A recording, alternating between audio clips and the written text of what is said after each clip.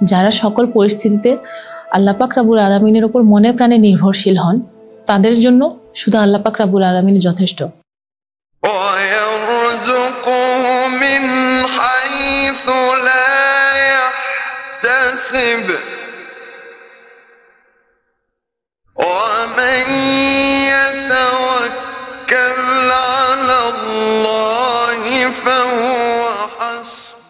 আজকে আমাদের আলোচনার বিষয় হচ্ছে তাওয়াক্কুল।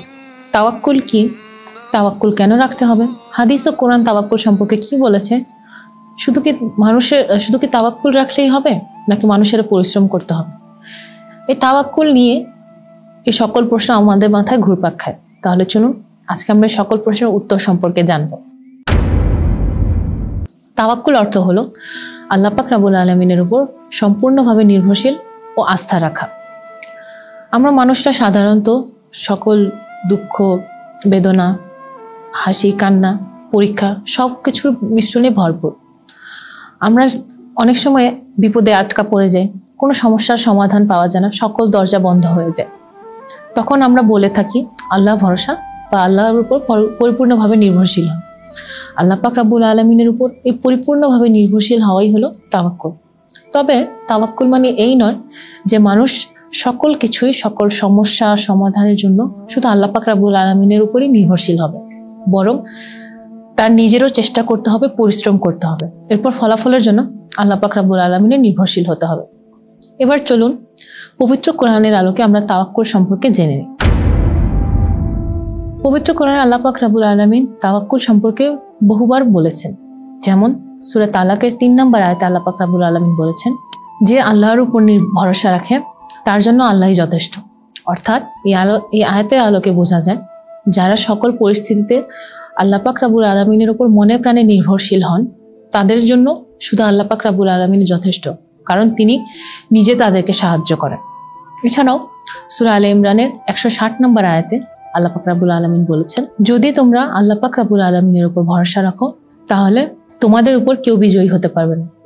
আর যদি আল্লাহ পাক রব্বুল আলামিন তোমাদেরকে সাহায্য না করেন তাহলে আর কে তোমাদের সাহায্য করবে? সুতরাং মুমিনদের উচিত আল্লাহ পাক রব্বুল আলামিনের উপর ভরসা রাখা।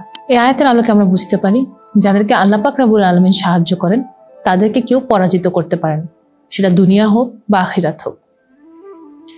আমরা সাধারণত দুনিয়ার সকল পরীক্ষায় এতটাই হতাশ হয়ে পড়ি যে আল্লাহ পাক রব্বুল আলামিন যে পবিত্র কোরআনে আমাদেরকে বলেছেন তার সকল পরিস্থিতিতে আল্লাহর উপর নির্ভরশীল হতে, আমরা সেটা ভুলে যাই। এবার চলুন আমরা হাদিসের আলোকে তাওয়াক্কুল সম্পর্কে জেনে নিই। হাদিসে রাসূল খুদা সাল্লাল্লাহু আলাইহি ওয়াসাল্লাম বলেছেন, যদি তোমরা আল্লাহর উপর পরিপূর্ণভাবে ভরসা রাখতে তাহলে তোমাদের জন্য রিস্ক এমনভাবে ব্যবস্থা হতো যেমন পাখিদেরকে দেওয়া হয়। তারা সকালে বের হয় খালি পেটে, কিন্তু সন্ধ্যায় বাড়ি ফেরে ভরা পেটে। অর্থাৎ এই হাদিসের আলোকে আমরা বুঝতে পারি পাখি শুধু তার বাসায় বসে থাকে না, বরং সে সকালে বের হয় খাবারের সন্ধানে এবং আল্লাহ পাক রব্বুল আলামিন তাদেরকে খাবারের ব্যবস্থা করে দেন। অর্থাৎ মানুষ যে শুধু সবকিছু আল্লাহর আশায় ছেড়ে দিবে তা না, বরং মানুষ নিজে চেষ্টা করবে, পরিশ্রম করবে, এরপর আল্লাহ পাক রব্বুল আলামিন নিজে তাকে সাহায্য করবে। হযরত মুসা আলাইহিস সালাম যখন বনী ইসরাঈলদেরকে নিয়ে মিশর থেকে বের হচ্ছিলেন তখন ফিরআউনের সেনাবাহিনী তাদের পিছু করেন। তারা যখন ছুটতে থাকেন এক পর্যায়ে তাদের সামনে সমুদ্র চলে আসে এবং পিছনে শত্রু।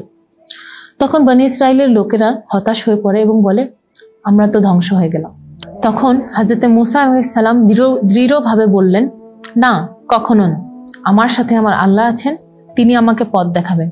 ঠিক তখনই আল্লাহর হুকুমে সমুদ্র দিয়ে খণ্ডিত হয়ে যায় এবং হযরত মুসা আলাইহিস সালাম তার দল নিয়ে নিরাপদে পার হন এবং ফিরআউনের দল সমুদ্রের পানিতে ডুবে যায়। অর্থাৎ এখান থেকে আমরা যা শিক্ষা পাই, বাস্তব তাওয়াক্কুল হলো কঠিন থেকে কঠিন পরিস্থিতিতেও আল্লাহ পাক রব্বুল আলামিনের উপর এমনভাবে নির্ভরশীল হওয়া যাতে দুনিয়ার কোনো কিছুই তাকে আল্লাহর উপর থেকে তার বিশ্বাস সরাতে না পারে।